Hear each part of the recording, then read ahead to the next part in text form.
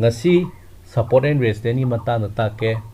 sigi support and resistance je khang da targadi trend ni matang na take up trend down trend to do adu makha chatharak da up trend je kamai na mu down trend oirakani oirakpagi mawong to je kari ulam gani kai do support and resistance je khang da targadi kitang nuai roi tawa nora si matang je take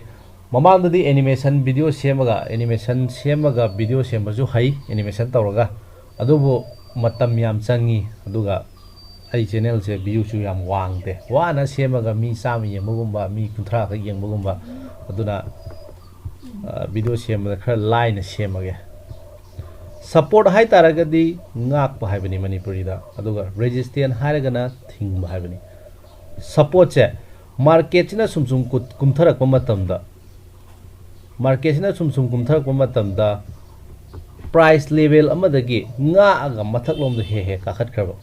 adui taragadi high level lokhoina support haira khanai ada ani suboina amko chu try tor kuma tamda dugi level dugi amko chu nga aga mathak lom da ka khat khib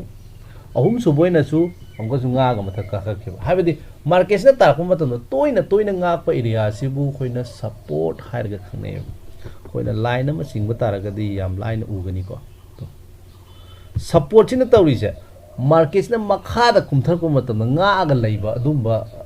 kaino moina ek tawe aduna bu support hiding dana ada toina ngak ta su yai ko aina noi explain taw ta gyan ta na ba toina ngak pa hewan amok ta ngak ta ga ju khoina support ko bu yai kaina aduna tapna laksi aduna support ke definition je market na makha kumthar ko matam da ngak pa price level du bu khoina support hai khangnai no support se chart ta yeng si kamai tawe haba sida aina support am ui dugi level lo ai hana yek thoke ko sigi level je aina support ama oi ena logani ba maram di kaino kan sida market na sida kuma matam ne ahan boina sida nga e ko ahan ba oina sida nga e adagi amu kuma matam da ani su boina amu nga e sida ahum su boina mu nga ahum lak mari rak mangara to market na makha kuma matam da ngak pasibu support ka wen haina sigi support and resistance e koina chart yeng matam da toina uwa phangani pare resistance mukta ke resistance hai taragadi athing ba haibani market na mathak ta karak pa matam da athing ba ma pi da ba haidi adugi mathak ta toina ka ba ngamdra ba hai tare ahan bo ina sida try tor me ka ba ngamdre amko su tare amko su mu try tor ku matam da mamangi level do aduduna thingaga leiraba hai tare ko aduna toina thingba price level sibu khoina resistance hairaga khangna gani ko habadi yo ahan boina try tawre thinge ani su boina ahum su boina yan tare ko aduna stock market ta yam toina thingba price level se khoina resistance hairaga khangne sita su muk toina thingda su yai amurak thingba da su resistance highway adu su ai kona lake adu line wai damakta ahan ba hadi beginner ngatene na toina thingba price level si resistance haira khangne na chakhadi laidana kaino da muk take ko si mu sarta sai da ure resistance sida ai line ama singthoke sigi price level je to market sida sum karakpa matamda athing ma piye thing ma ki piye di karakpa do thinga makharom dong chathagre ko han boina thinge ani su boina thinge ahum su boina thinge sida adagi mari su boina karakpa do su athing ma piye sumaina toina thingba level sibu resistance hare khaneba support and resistance supply and demand concept tagi explain tawbasu yai adu ai ko na tawge hojiti yam laina khangise fare support and resistance khange na lawrage habadi athing ba pibaduna resistance kauri ngak baduna support kaure ada kari gumba support hai tare ko athing ba se kari gumba kai gitar ba habadi sum thingal ya ponte na price toina sum try tar ta gadi sum kai gitar bani kari gumba kai gitar ba sumaina kai gi se koina makharom da kaithagi bisina breakdown hairaga khangnai karigumba support se breakdown thokhiba hai thokra bai tare ko adu taraga duga mu market se mu kakhal en khala se market se mu kakhal matam da hana support oiram bodo resistance am on ye सुमगी nature अमा कोइन उबो फंगे साचिदा resistant ओइन ओन गेदि market सुम काखलक मतम सिसिना अथिंग मम पीगने हाना ngambado दुगी प्राइस लेवल अथिंग मम पीगने अथिंग मम पीरबनेना मखारोमदा प्राइस तागिबगी चांस वांगे सिगी नियम द चले ग्यान तारे अदुदुना खोइना हाना सपोर्ट ओइरम बसे केदबा रेजिस्टेंट ओइन ओन बसु याय सी कन्सेप्ट सि मखंजिल हौरा अदुगा मु हाना रेजिस्टेंट ओइरम बसे करीगुम काइगरब मथलोम द काइबस होइना ब्रेक अप हाइरगा खने ब्रेक अप थोखरगा मार्केट से मथलोम द काख खें खलसे अदुगा मुक तारकम मतमदा हाना थिंगमबदो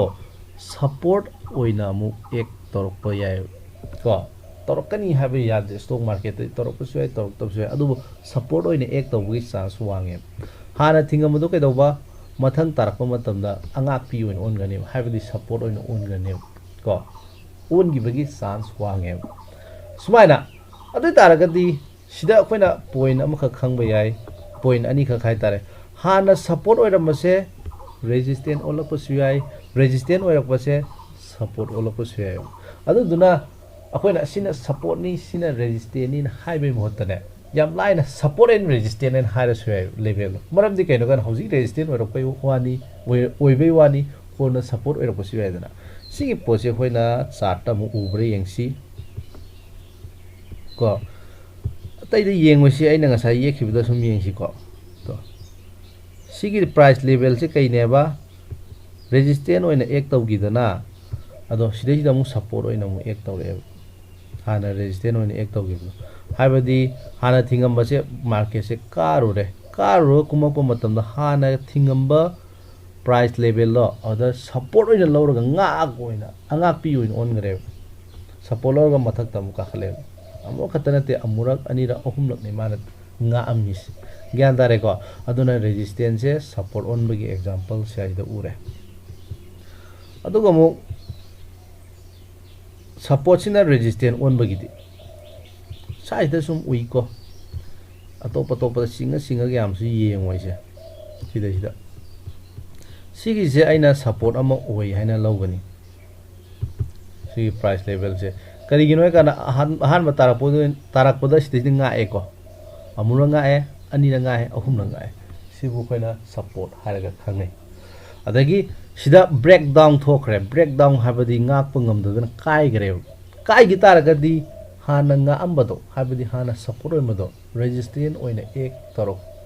तोरकपगी पोटेंशियल लई हैबदो अदे मथक तो मुकाखले को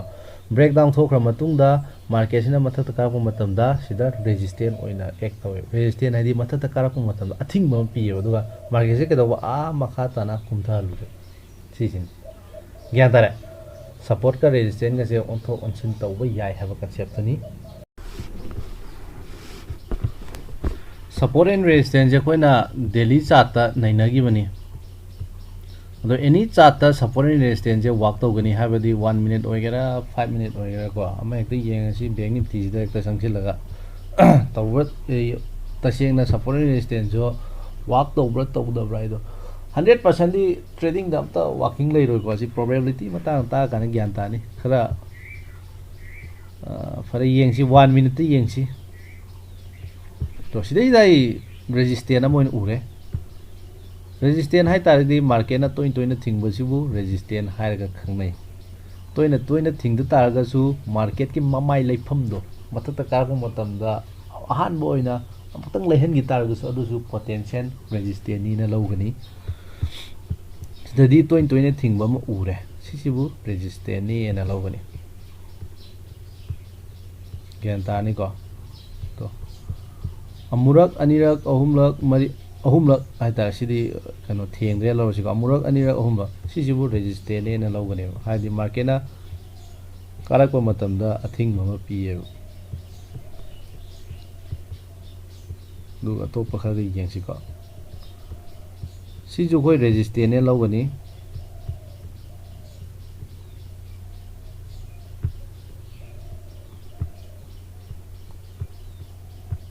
हाबदी मार्केट ना कारप मतमदा अथिंग मम पिएबो अमुरक अनिरक अहुमलक को सिदा ब्रेक चट पाइ सिदा ब्रेक चखरेदना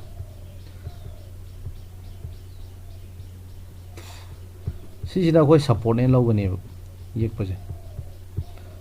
मार्केटना कुमप मतमदा सिदा ngakpa ahamba ngae ani suba ngae ahumlak suba mairak suba ko sijibu khoina support ena logani ada khoina concept ama khak sinagidana support and resistance gi हाइबदी करीगुंबा रेजिस्टेंस से काय की तारगदी सपोर्ट ओइना एक तवी अदुगा सपोर्ट से काय की तारगदी रेजिस्टेंस ओइना एक तवी हैबदो सिगी कांसेप्ट से सिजिनरगा खोइना ट्रेड तौबा याय स्ट्रेटजी ओइना सिनरगा तारा सिदा अदो एनी स्ट्रेटजी खुदिमा 100% वर्क तौगनी हैबा लाइते तौबदबो आइना सिदा एक्सप्लेन तौबददी हाना उरगा लैरबनिना वर्क तौर लै पोतो असिनी हारगा तापुदि याम लाइन तापु वाने लाइव मार्केट तदी predict तौबसे लुदी लुई हाइबदा 100% वर्क लैथिको अदुबो नोइदा सिदा आइना याम लाइन तापै वानी चटखबा मतुंगदा सिदैसिदा खोइना अमा येके करिगुमा पोरामा सिदा मार्केट से कुंग्रबा मतुंगदा केदोबा सिदे ममाइ लैगिबने एनी ममाइ लेफम जे केदोबा पोटेंशियल सपोर्ट ओइगने कुमागा मथकलोमदा लैगिबो तारदि मथकलोमदा काखलमबदगी मखारोमदा कुंगिबा ममाइ लेफम दुना पोटेंशियल रेजिस्टेंस ओइगने को सिगी पोट से रेजिस्टेंस ओइना एक तौगनी बुको अदुबो सिगी पोट से वैलिड ओइबा रेजिस्टेंस हाइगनी मरमदी केनो काना सिदी याम तोय तोयना येवना वीक मयाम से वीक हैबदी शेडो मयाम थिंगिने मार्केट ना कुमा पदा अमुरानी अहुम लसे तोय तोय थिंगिदना सिजिबु याम कनबा हाइ तारे को वैलिड ओइबा कनबा हाइ रोसे वैलिड ओइबा रेजिस्टेंस ने लौगनी सिदसु मु कुमा को मतम अथिंग मम पिरमे तो थिंगी थिंगिदना से कुम मुदा उगेन केंद्र मथक तो वकलाव हाइकल खिजे अदो आइना सिदा हाइनिंग से कइनो काना सुमाइना यामना वैलिड ओइरबा रेजिस्टेंस अमा को पोटेंशियल रेजिस्टेंस ओइसु कछु काइदे पोटेंशियल हाइबदी अमोर खक थिंगबदो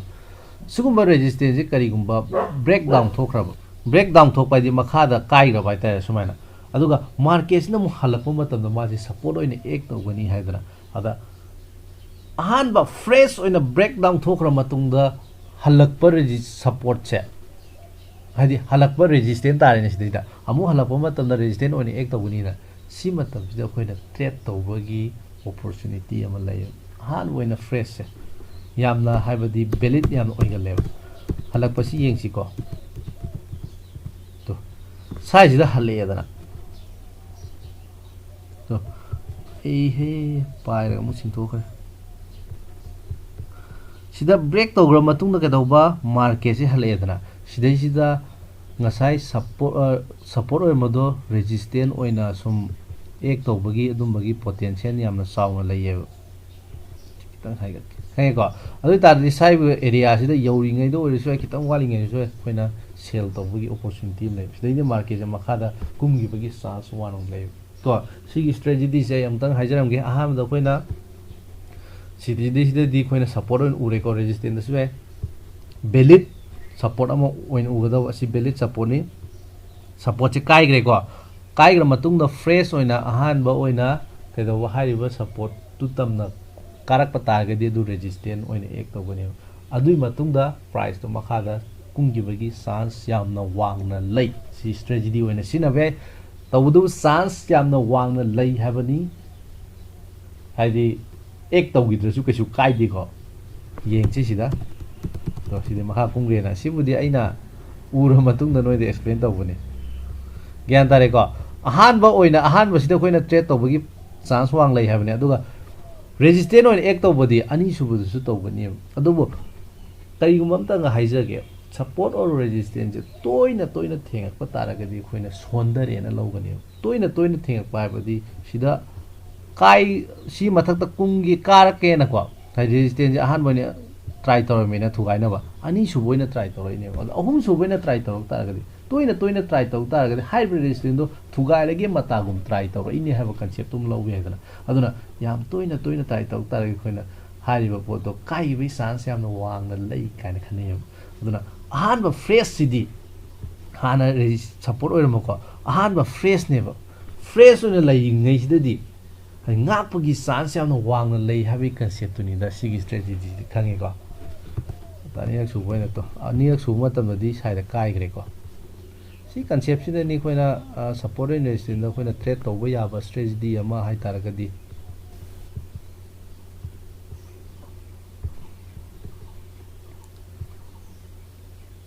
तो साइसिदसु सुम उइए सिगी पोटसे valid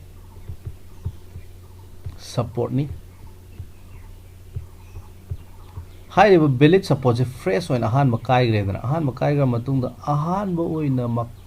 कैनो अमुक काखलपदो सिदा मसानि काखलइदना सिदा केदोबा रेजिस्टेंट ओइना मु एक तोयो अहानबा fresh से ट्रेडिंग अपॉर्चुनिटी ने ज्ञान तारेको अनि सुबैना सिदा सुम काखलेको अहानबा सिदा खोइना तवदो सिगी स्ट्रेटजी से हौजी हौजिसु आइना सुम तौरी अदुगा पॉइंट अमतगा एनी टर्निंग पॉइंट से सपोर्ट एंड रेजिस्टेंट ओइबगी पोटेंशियल लई हैबदो हाइबदी सिदैसिदा सि टर्निंग पॉइंट ने मार्केट सिना कागिबसे कारकपसे केदोबा सिदगी मखारोम द कुंगिबनेबा सिगी टर्निंग पॉइंट से खोइना सुम लाइन अमो ओइना सिंगथोकपा मतमदा हाइबदी तोइना दी थेंगदेदना कन यामना कल्ले हैबा रेजिस्टेंट अमा ओइ हैबदी ओइदे तवदो अमो खतनेबा अदो अमो खतंग ओइगिबा हाइबदी अमो खतंग थिंगिबा सिगी टर्निंग पॉइंट से जो पोटेंशियल रेजिस्टेंट नि हाइदो तैगी नतेबको अदा सिगी हाइबा टर्निंग पॉइंट जे केदोबा अमो मार्केट सिना काखलरो मतुंग अमो तारखो मतमदा केदोबा सपोर्ट ओइने एक तौरजे सि अतैगी नतेबो हाना माजु रेजिस्टेंट ओइना एक तौरमबगिनेबो सिगी कन्सेप्ट सिदा होइना ट्रेड तौबो याइको परे ngasi support and resistance gi matang da takre